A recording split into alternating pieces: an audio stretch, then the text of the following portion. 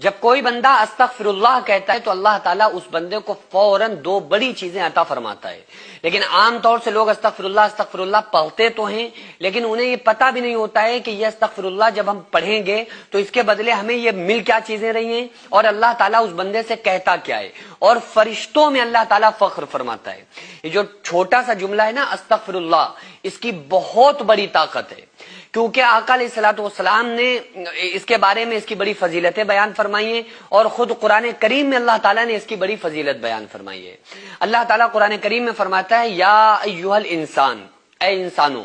اس میں اللہ تعالیٰ نے کسی خاص مسلمان کو، مومن کو، نیکوں کو، نمازیوں کو مخاطب نہیں کیا، پکارا نہیں ہے، بلکہ اللہ تعالیٰ نے ہر انسان کو، گناہگاروں کو، خطا کاروں کو، مکار بے نمازیوں کو، سب کو اللہ تعالیٰ نے کہا ہے. اور کیا کہا؟ یا ایھا الانسان، اے انسانوں، ما غرک بربک الکریم، تمہیں اپنے رب کریم کے بارے میں کس نے دھوکے میں ڈال دیا، یعنی تم اللہ سے دور کیسے ہو گئے. اور جب کوئی بندہ استغفر اللہ پڑھتا ہے تو اللہ تبارک و تعالیٰ فرشتوں میں فخر فرماتا ہے، اور فرشتوں سے کہتا ہے اے فرشتوں دیکھو ہمارا بندہ ہم سے معافی طلب کر رہا ہے، ہمارا بندہ ہم سے بخشش طلب کر رہا ہے. استغفر اللہ کا مطلب کیا ہوتا ہے؟ اے اللہ ہمیں بخش دے، اے اللہ ہمیں معاف فرما دے. یہ استغفر اللہ جب کوئی بندہ کہے، اگر اس کے دل میں ندامت آ گئی تو کتنے بھی گناہ ہوں گے اس کے اللہ تعالیٰ معاف کر دے گا. اور اس کے پڑھنے پر اس کو عطا کیا کرتا ہے کہ ایک مرتبہ ایک شخص تھا نا، ایک واقعہ لکھا ہوا ہے کہ ایک شخص تھا جو ہمیشہ یا سنم یا سنم یا سنم کہتا تھا، اپنے معبود کو پکارا کرتا تھا، اور اس کا اسلام سے کوئی تعلق ہی نہیں تھا، یا سنم یا سنم یا سنم کرتا رہتا تھا.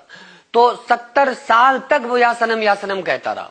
ایک مرتبہ اس کی زبان لڑکھڑا گئی اور اس کی زبان سے یا سنم کی جگہ یا سمد نکلا. اور یا سمد کس کا نام ہے؟ اللہ کا نام ہے، اللہ الصمد.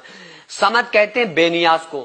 تو اس کی زبان سے نکلا یا سمد، تو اللہ نے 70 مرتبہ اس کو جواب دیا. اس کو کہا کہ اے میرے بندے میں تیرا رب حاضر ہوں، میرے بندے میں تیرا رب حاضر ہوں، اے میرے بندے میں تیرا رب تیرے لیے حاضر ہوں، بتا کیا چاہتا ہے.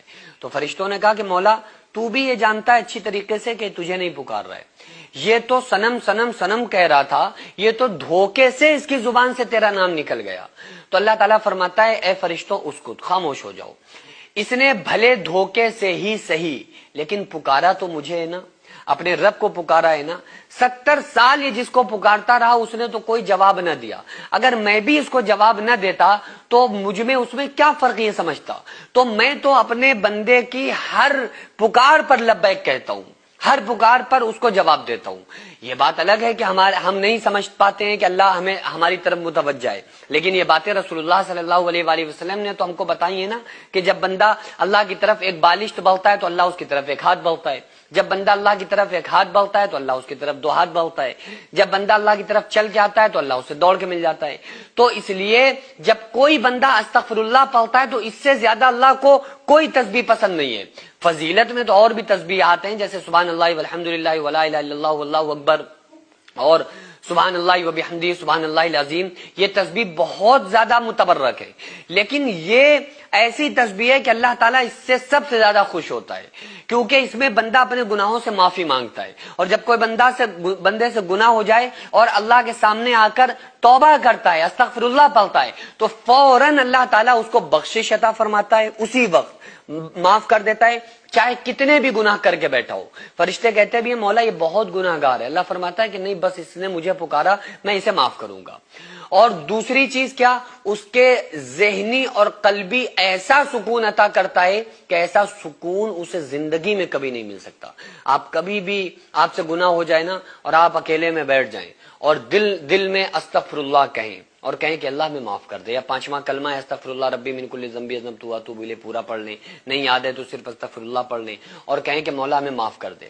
اور اس کے بعد اللہ کی یاد میں اگر آپ کے آنکھ سے آنسو نکل آئے نا تو اس وقت جو آپ کے دل کو سکون ملے گا، میں قسم کھا کے کہتا ہوں ایسا سکون آپ کو زندگی میں کبھی نہیں مل سکتا. اللہ کے سامنے رونے کا مزہ ہی کچھ اور ہے. جو لوگ اللہ کے سامنے رونے والے ہیں وہ دنیا میں کبھی کسی کے سامنے نہیں روتے، وہ کبھی کسی سے سوال نہیں کرتے. انہیں اللہ کے سامنے رونے میں لطف آتا ہے، انہیں اللہ کے سامنے رونے میں مزہ آتا ہے. وہ اللہ کو اپنا درد سناتے ہیں تو ان کا درد کم ہو جاتا ہے. وہ اللہ کے سامنے اپنے بوجھ کو رکھتے ہیں تو ان کا بوجھ ختم ہو جاتا ہے. صرف اللہ کے سامنے مشکلات کو بیان کرنے سے ہی ان کی مشکلات آسان ہو جاتی ہیں۔ یہ تعلق ہوتا ہے ایک مومن بندے کا اپنے رب کے ساتھ، اور یہ تعلق جس بندے کا اللہ سے پیدا ہو جائے، جس بندے کے دل میں یہ تعلق آ جائے، تو آپ سمجھ لیں کہ اللہ تبارک و تعالیٰ نے اسے دنیا میں ہی اپنا بنا لیا ہے۔ وہ پھر اللہ کا نیک بندہ بن جاتا ہے، پھر وہ مخلص بندہ کہلاتا ہے۔ پھر اللہ تعالیٰ دنیا میں اس کے اوپر امتحانات ڈالتا ہے، اور وہ بندہ صبر کرتا رہتا ہے، صبر کرتا رہتا ہے، دھیرے دھیرے کرتے کرتے جب اللہ اس کا امتحان لے لیتا ہے، بندہ امتحان میں کامیاب ہو جاتا ہے، پھر اللہ تعالیٰ دین اور دنیا میں دونوں میں اس کو ایسا کامیاب بناتا ہے کہ پھر دنیا والے بھی اس کو دیکھتے رہ جاتے ہیں، اور قیامت کے دن بھی لوگ اس کو دیکھتے رہ جائیں گے کہ ایسے اعزاز اور ایسے اکرام اور ایسے انعامات سے اللہ تعالیٰ اس کو نوازے گا۔ آپ لوگ اپنے پیسے کی برکت اور طاقت دیکھیے، جو آپ تھوڑا تھوڑا تعاون ہر مہینے ان غریبوں کے نام کرتے ہیں، جن کے گھروں میں چولہے نہیں جل پاتے ہیں، جن کے بچے بھوک سے بلک بلک کے سوتے تھے۔ الحمدللہ جو ہماری آغازیہ ویلفیئر سوسائٹی ہر مہینے ان غریبوں کو راشن دینا، ان بیماروں کا علاج کرانا، یہ تمام کام جو ہماری سوسائٹی کر رہی ہے، اور آپ کی ہوئی مدد سے جو ان غریب گھروں میں کھانا بنتا ہے، تو یہ صرف اللہ کا شکر ادا نہیں کرتے، بلکہ ہم تمام لوگوں کے لیے خوب ساری دعائیں کرتے ہیں۔